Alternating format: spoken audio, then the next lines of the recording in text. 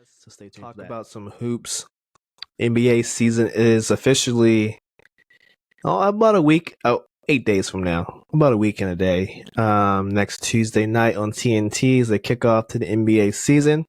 So we have to get through these last two divisions and then get through our predictions for next year in the next episode. Meaning, just like awards, kind of like how we did with the NFL. You know, we're gonna do Rookie of the Year, Coach of the Year, MVP, who we think is gonna make the finals, all that good stuff. So we'll do that on Thursday. So stay tuned for that. But we do have this last division to get through. So we have the Pacific and I believe the Atlantic divisions as our last two that we have to preview. We did the Pacific. So I think it's Atlantic and Northwest, I think, is what we have to do. So let's start with. Did we do the Bulls? Yeah, we did the Bulls, and we did that. Yeah, I was right. Got myself a little psyched out. Let's start with the C's, y'all. Now, of course, we know the C's missed out on Dame Lillard, but they didn't miss out on the Dame Lillard sweepstakes because there was one last, second place winnings that needed to be handed out, I guess, and that ended up being Drew Holiday. As we know, Dame went to the Milwaukee Bucks, plays with Giannis now, the one of two other super teams in the East. Celtics was already practically a super team with, Jaylen Brown, Tatum, and Porzingis. But they added another nice little piece. And especially it plugged the hole that I thought, and I've been saying all summer, was the one hole that kind of gave me hesitation to, not only for them to beat Miami, but for them to be a team like the Sixers or the Bucks, and it was point guard. And so they got Drew Holiday, the perfect replacement for Marcus Smart in terms of if you need a point guard that can do all the things Smart can do, even better. And also to fill out that point guard role that they desperately need, because Smart's not really a traditional point guard. He can get you 5 assists a game, but it's not pretty. It's not, he doesn't orchestrate the offense in a way that's it's conducive, but is it conducive to winning a championship? No. And I think Drew Holiday, with his championship experience from the Bucks, I think that with just his natural point guard skills, because he pretty much averages 7 assists for his career. He's a natural passer. If you see, the Bucks with and without him, the offense definitely looks different with the ball going through his hands opposed to the ball going through Giannis's hands and him running the offense. So I think him starting at point guard, hopefully they decide to start him. Some of these preseason games, he's been coming off the bench, kind of like a Malcolm Brogdon. I don't think that's the right role for him, but we will soon find out what Missoula's, starting lineup will be to start the season. So far, ESPN has him as the starting point guard, which is what he needs to do. And then, of course, you have, Jaylen Brown, who still can't dribble left-handed, Jason Tatum, Porzingis, and I guess you start Al Horford. I've seen some lineups where Porzingis is starting at center, and then you have Derek White in the starting lineup, which, let's be honest. Derek White was all NBA defender last season. Do you really want someone of that caliber coming off your bench? I don't think so. So it would make more sense, especially, Horford's age. You probably want to try to save him for the postseason. Probably makes more sense to start Derek White and just have Tatum at the 4, Porzingis at the 5, Brown at the 3. But I guess this is just the depth chart as of now.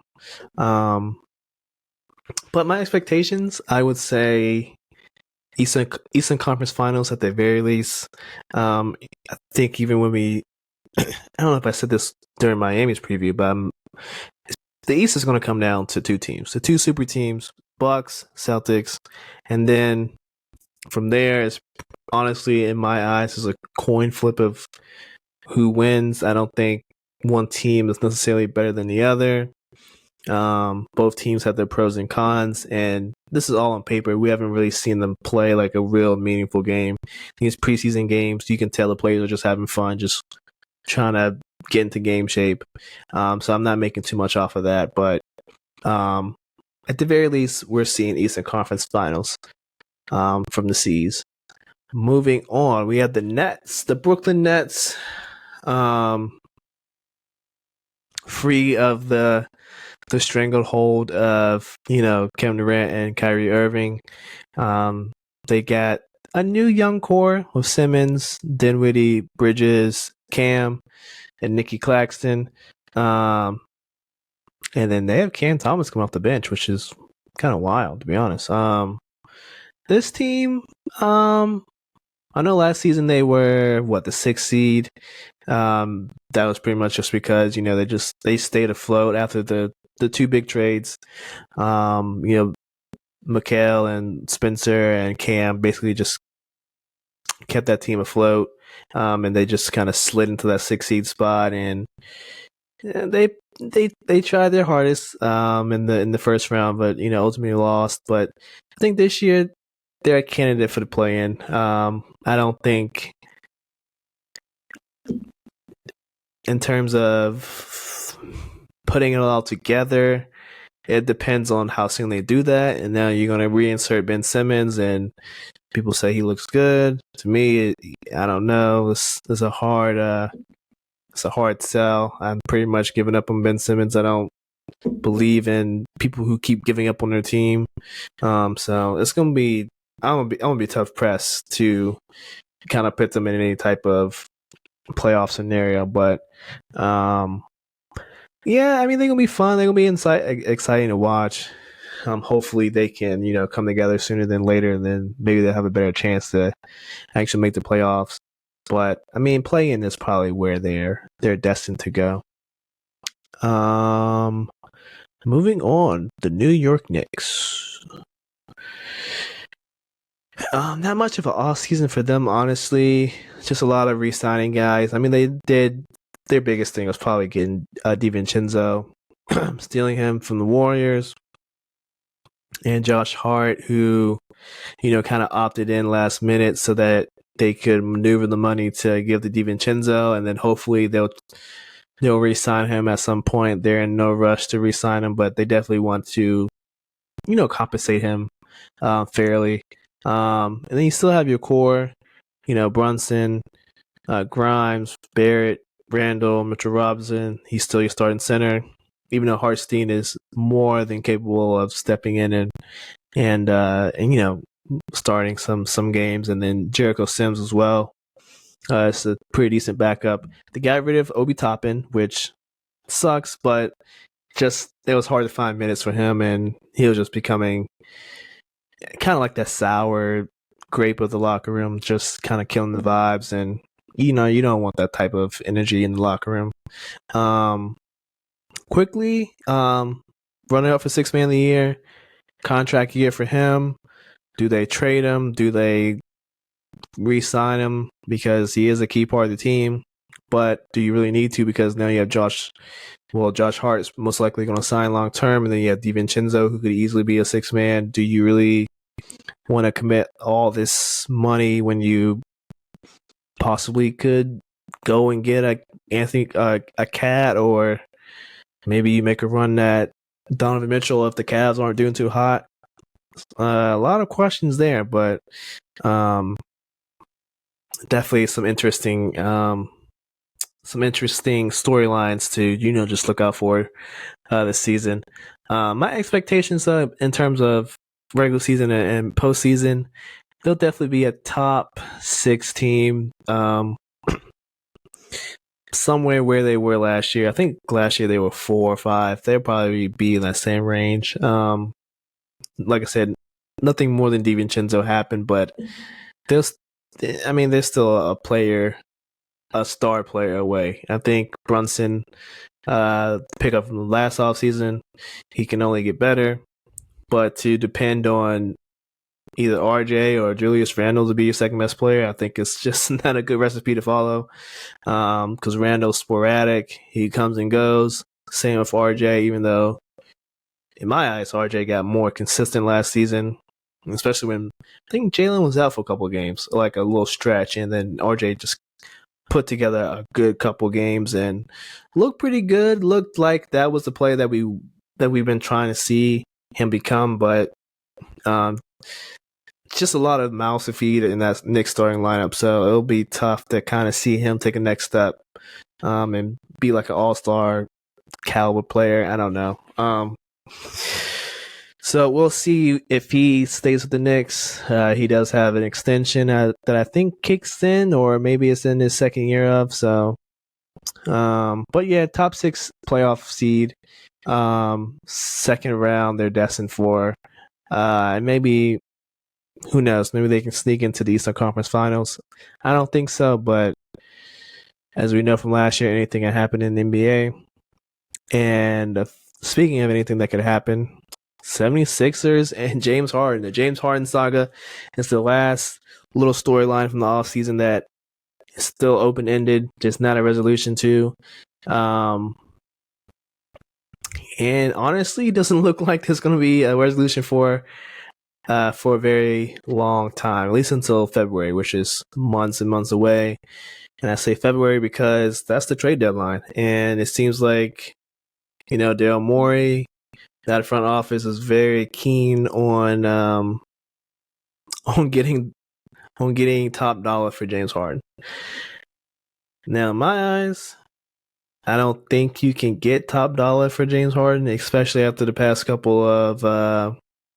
Not like his play has been bad. It's definitely taken a hit in terms of his scoring has been down, but his assists have been relatively, good. I'll take 10 assists a game from an all-star caliber player who can occasionally go back to his MVP form. Like, I'll take that.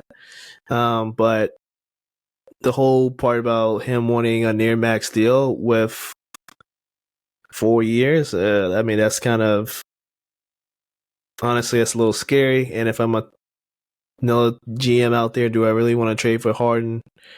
And then knowing that I have to re-sign him for 4 years to like a near max extension, I don't know about that one. So we've seen the Clippers kind of tiptoe around the situation. I think the report came out either today or yesterday that was like they preferred Drew Holiday and actually included more in their Drew Holiday package than they did to the Sixers with the Harden package. So it's clear that the Clippers think they can win without James Harden, but it wouldn't hurt to have him.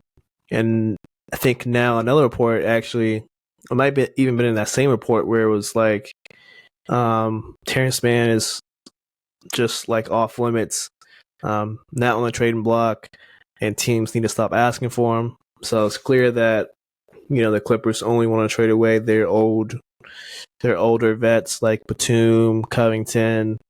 Even I could see like a Norman Powell being available. Of course, a Marcus Morris Sr. is available. So that's a team that's really only, trying to pry Harden away from the Sixers. Miami's not really interested. They wouldn't mind it if it was for the right price, but in reality, they're not interested. And then like other teams, like, you don't really need him. It's so early in the season, and you're almost done with the whole preseason training camp period, and you don't want to kind of trade for a guy and then have to teach him everything that you just taught everyone else, and so he's going to be behind. And even though he's a great player, it's just the long-term aspects of what has to happen in terms of him getting re-signed, and you have to make sure he's happy, and then you're committing near max dollars. It's just a lot. So we'll see what happens in that James Harden saga, but my guess is it probably takes until the trade deadline to move him. I don't think it's going to happen anytime soon. But in terms of their regular season and postseason success, number one, it all depends on James Harden, if he's actually going to show up and ball out, or if he's just going to kind of just be there, kind of like a Ben Simmons, kind of just going through the motions, kind of just putting up, a little bit of numbers, or is he going to actually be doubted as much as he can? And, to what extent does that help them win games? If it helps them win games, he's going to keep starting. If not, then I would expect the Sixers to kind of unleash Tyrese Maxey if, that's the case. Like, he doesn't really try hard, Harden does. So, but Tyrese Maxey is definitely the key to the season. I feel like he needs to take a leap. He needs to be, an all-star this season for the Sixers to get to where they want to go, whether that's, whether James Harden's on the team or not. He needs to take the next step. And yeah, I mean, they're a top 4 team. I'm not going to definitively put them at 3 because I think Miami so far, and I know I don't pay too much into the preseason, but so far they look like they fix a lot of their problems from last season. It looks like a lot of internal improvement, so I'm pretty optimistic, not trying to be biased there. But also the Sixers, they didn't really make any offseason moves other than adding a Pat Bev and a Kelly Oubre. So we'll see how much those 2 players actually contribute. I think, they need to come on sooner rather than later. And then, yeah, we'll just see how it goes. They're a top 4 team. We'll see if Joel can stay healthy all season heading into the postseason, because that's kind of been his Achilles heel is, just not staying healthy in the right times. And then, yeah, they just got to get through this James Harden saga. So it's kind of like a sit and wait game in terms of the situation. But the last team, we got the Raptors. And honestly, they're in a holding pattern. They have 2 guys that basically need to get moved, but will they move them? Because for whatever reason, this front office just believes that it's just going to click all of a sudden, and this team is just going to win a bunch of games and kind of run the tables in the East. Now, don't get me wrong, they're a nice young core. They got nice young players: OG, Scotty, Pascal, Grady Dick, Gary Trent Jr., Precious, like Jalen McDaniels, tons of young talent, tons and tons. But to be honest, I don't see them. I mean, this will be like the 3rd year of them just like waiting for some magic to happen. And honestly, it's just not. This team isn't.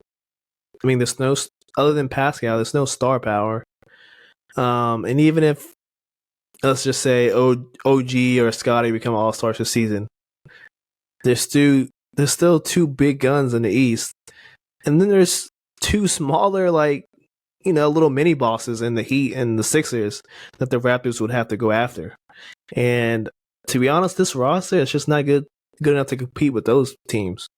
They're good enough to compete against the likes of the Nets and the Magic, and they're like a little bit, but they're like the same tier as them, and maybe they can push the Knicks to like 7 games. Maybe they can push the Cavs to 7 games, but I mean that's pretty much what I have their season, their ceiling as. I don't see much more, even with significant improvement from within, or it's going to take them moving off a couple of these guys. Like you got to move off of OG to go get like a star player. You got to move off of Scotty's pretty much off limits, so maybe not that, but Pascal has 1 year left. You got to move off of him if you want to kind of upgrade the roster, or kind of hit the reset button. Like, you don't want to be in this NBA purgatory of just being like a middleman. Like, it doesn't get you anywhere, because you're getting mid to late lottery picks, and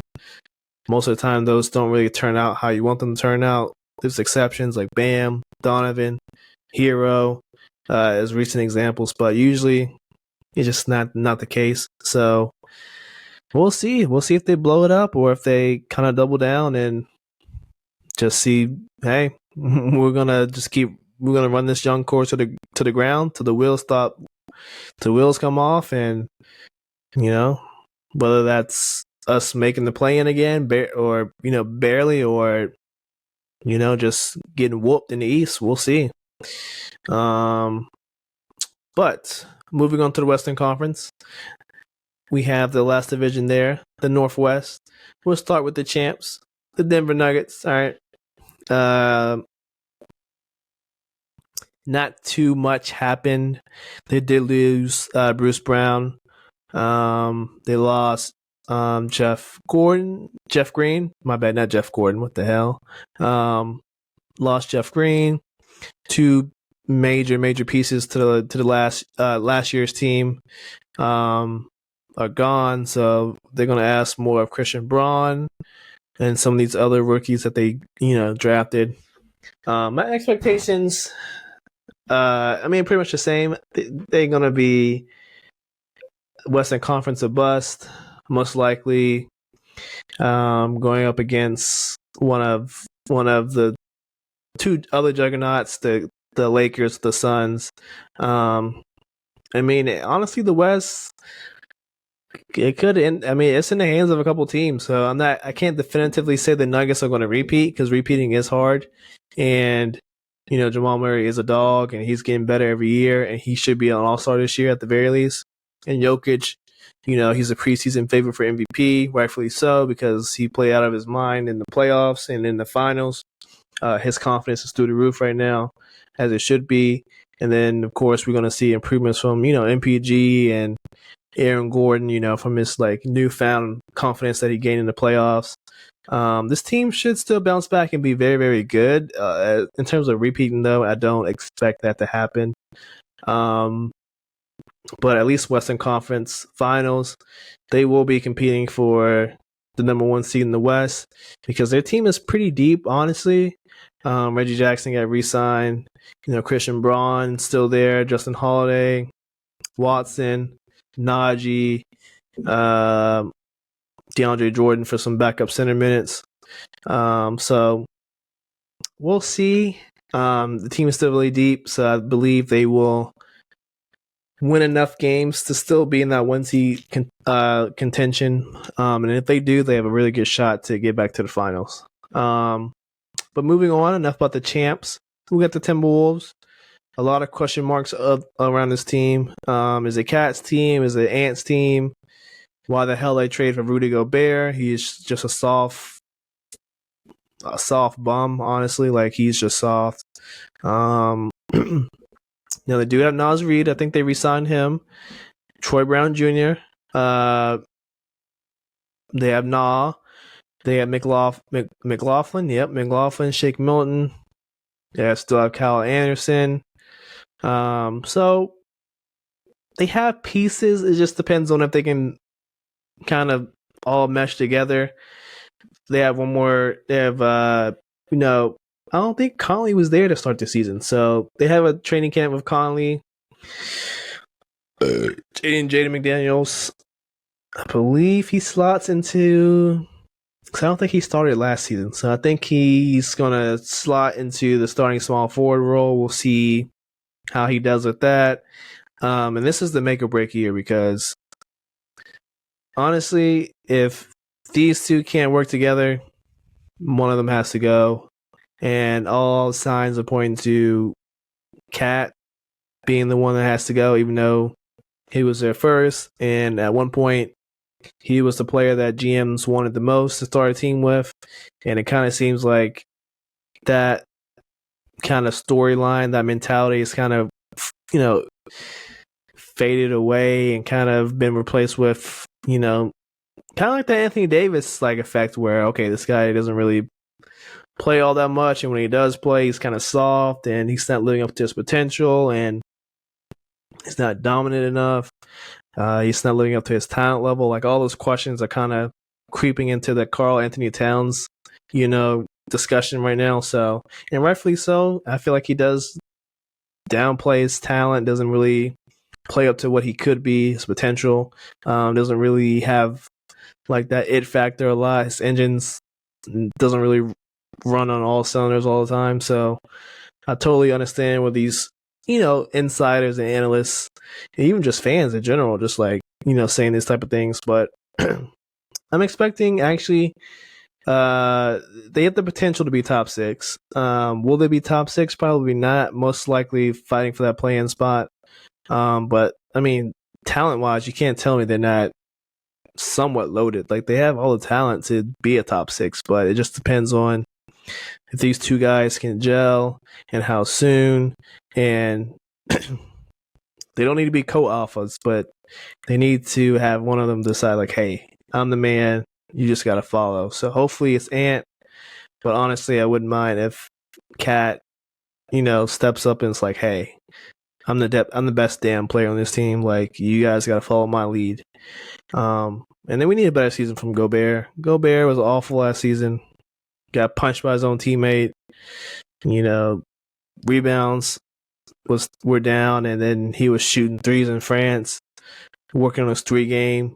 I don't know. This guy needs to work on a lot of things, and 3-pointers is not one of them. So, man, you guys already know how I feel about Rudy Gobert. I just think he needs to live up to the contract. You can't get a supermax or near a supermax and play like a bum half the time. So it is what it is. But yeah, top 6 team potential, but most likely, honestly, they're going to be in the play-in. Another play-in team, we got the OKC Thunder. Like I said, they're definitely not there. They got a lot, and I mean a lot of young talent, but I mean SGA is pretty much by himself in terms of like all-star star caliber players. Josh Giddey is good, but is he all-star level yet? No. Jalen Williams played well last season. I'll say both the Williams played well last season. And then, of course, Chet was out last season, so this will be his first season starting. Well, actually playing. He will be a starting center. He's looked pretty decent in the preseason so far. No concerns there. He's actually, I regard him pretty highly. I'll just say that. Then you have, Isaiah Joe, who can just bomb threes. I mean, this guy is good. Dort is back. Who else do they have? Trey Mann, Jeremiah Robinson Earl. Like a lot of young pieces. They're going to be more or less like last year, though. Unfortunately, they're going to be a play-in team.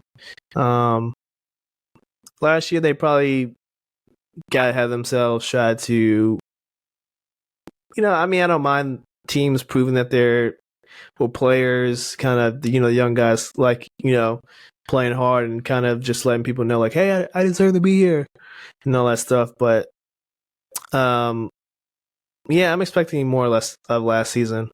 SGA is going to be SGA.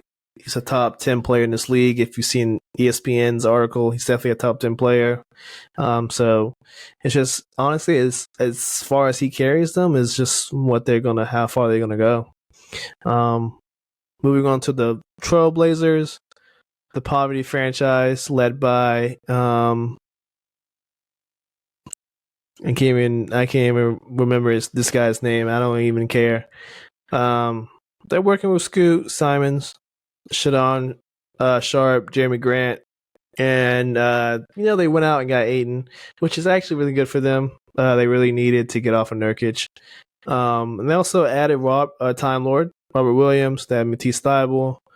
They added Brogdon, who's still banged up somehow. We'll see if he stays on the Blazers or if he finds a new team. Hopefully he gets the hell out of there because he's going to be in purgatory. We don't want that for him. So they'll be bad. They'll probably be the worst team in the NBA, even though they do have talent. But in terms of winning games, though, I just don't see them winning a lot of games. Oh, Joe Cronin is that goofball's name.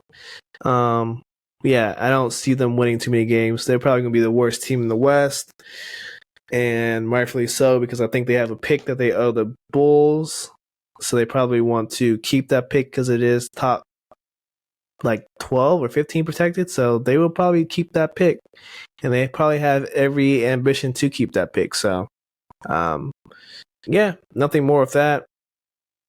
Last team, the Utah Jazz. Surprisingly, they did well last season. I think they were in that play-in contention. This year, they're going to be in the same spot.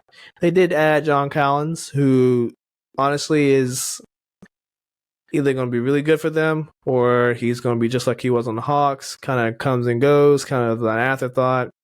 Or maybe they try to move him again, try to flip him if you can. I don't think you can, though. Candidates to get flipped, though, are definitely Sexton and Kelly Olynyk. Honestly, I don't think they have a bright future on this team, but who knows? Maybe things will just be clicking, and maybe they'll have career years, and maybe, Danny Ainge will just want to keep the score together and just see how long he can keep the wheels going. My thought process is you have Jordan Clarkson, so you probably honestly could start him because you just re-signed him, so you're not going to trade him away anytime soon. So maybe you just roll with Sexton and then build the trade value up and then move off of him, and then same with Olynyk, because teams could use those two players. So, and then unfortunately they stole our man Omiya Yurtseven from Miami. Sad to see one of our players go, but honestly, the kid needed some playing time, and he wasn't going to get that in Miami, especially once they kind of committed to Jovic and Thomas Bryant. So, and re-signed Kevin Love. So minutes for him were looking slim to none. So I'm happy for him. But yeah, they're a play-in team. Markyll should be back from Finland from mandatory military service. He should be back, and we'll see how he does. He probably is going to be a little rough because he's just been in like manholes and bunkers all off season, just shooting at whatever they do over there in Finland. But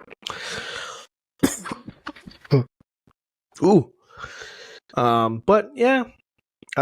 Nice team, but they mostly are going to look to move off some of these guys because that's Danny Ainge for you. He's more into gathering picks than anything else, basically, when he's trying to rebuild a team in kind of his liking. So expect more of the same in that type of aspect.